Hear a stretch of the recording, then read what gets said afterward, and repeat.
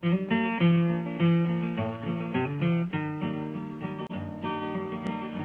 land is your land, and this land is my land, from the California to the New York Island, from the Redwood Forest to the Gulf Stream waters.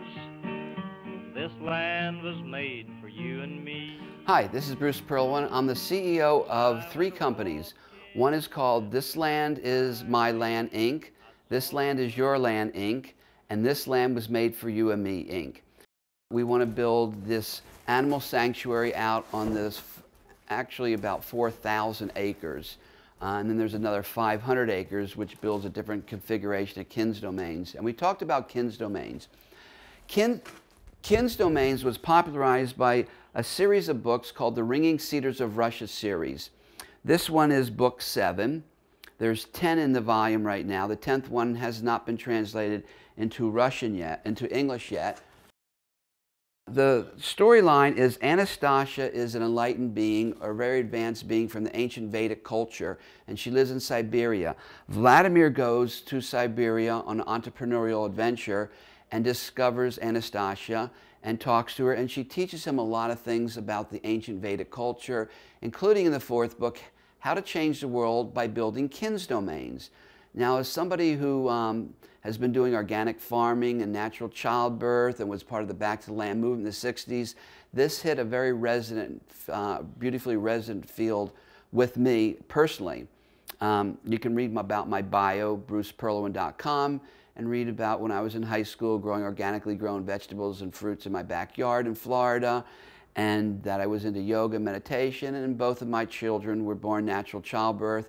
The second one I delivered myself with the watchful eye of 2 midwives at my home in Northern California. So when I read this series of books, I was fascinated. I said, my God, this is really cute. This is like the 60s and the Back to the Land movement and the organic food movement with a template. So what is a KINS domain? First of all, the term KINS domain, if you translate into English, means a space of love.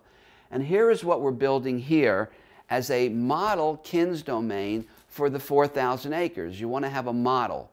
All right, so we're building the model or the sample. I have 5 acres here. So we're dividing it into 2 KINS domains, because a KINS domain is 1 hectare or 2.5 acres. So here's the basic components and parts to a KINS domain as described in this Ringing Cedars of Russia. Now there's pieces of the description throughout the entire series. So although book 4 describes it, you'll find some description here and there throughout the book. And it's very fascinating, this whole KINS domain models. And I study it from a lot of different angles. And I realized, you know, this is just like building a neighborhood, except instead of a 1/4 acre like we grew up in a neighborhood that's all made of ticky-tacky and they all look just the same, you're building individual separate KINS domains. Now let's look at the components. First component, you ring your land with a living fence. So this is our fence, and these are, in our case, is a paulownia tree. It's the fastest growing tree in the world because I want to demonstrate what a KINS domain looks like. So we picked a very fast growing tree. However, there's some economic significance to the paulownia tree I'll discuss when I get to the economics of a KINS domain. Between KINS domains, you have a walkway 12 to 15 feet wide. So I grafted out. So the back KINS domain is a desert, and so we have a total clean slate.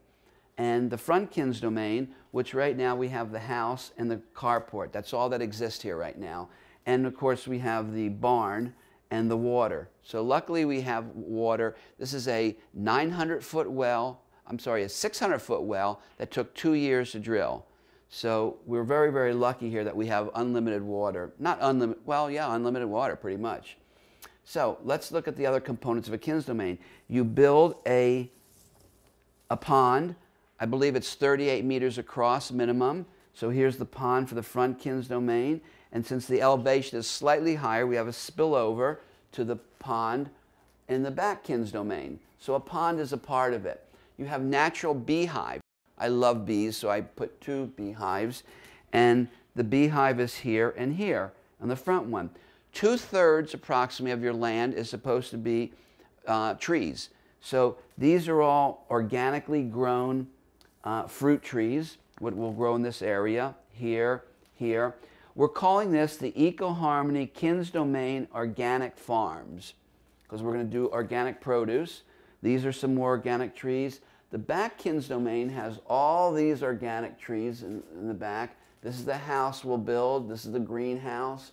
So we're going to have an indoor pool and jacuzzi. And this is a fairly big house, 2 stories, all made of gigacrete, which is a very fast, it's a green, all green technology that goes up very, very fast. So that's what we'll build in the back Kins Domain. My wife likes little horses. So in this case, we have a barn for little horses. And since horses like apples, we have apple trees in this section because I was going to put our windmill and solar power here because the wind comes in this direction and in this direction based on the time of year. But the windmill specialist said that I should put it here closer to the where the electric power is. So that's the basic design of a Kins Domain. What we're doing now is, because the planting season starts in another 2 weeks, is we're rototilling. This is organic vegetable garden and melons, herb garden, and vegetable garden. So this is the 4 40 by 40 gardens that you saw being rototilled in the backyard. The 40 by 40 in the backyard, same thing, vegetable garden, herbs and melon, and herb garden, because you can make money on herbs. And that's one of the things that we're going to teach, the economics of a Kins Domain. I'm going to build a 2-story building here in the ground, which is good because we're in the desert, so the ground will cool the building. And on the bottom floor, we're going to have a GMP compliant herb, dried fruit, healthy mushrooms, etc. production. GMP stands for Good Manufacturer Compliant, because this may end up being a public company and you want to be GMP compliant when you sell it, so you're compliant with the good manufacturing practices. We'll also have, maybe we'll make honey here, jams here, nuts, etc., etc. So the bottom floor and the top floor is for that, you know, the food products. In this section, which is totally isolated, because here we can actually do shipping and receiving from here, because we're not that far out into the wilderness that we can't do that. And this is the driveway between the 2 Kins Domains. And you go out the driveway, and you can UPS and come and pick up your shipping. What else can you do in a Kins Domain to make money? In our case, since we're associated with Marijuana Inc., a public company currently, which with the stock symbol HEMP, and we sell a lot of hemp products, we can make hemp candle production here. Now my hemp candles are a little bit unique and cute because when you burn them down, there's a gemstone in them.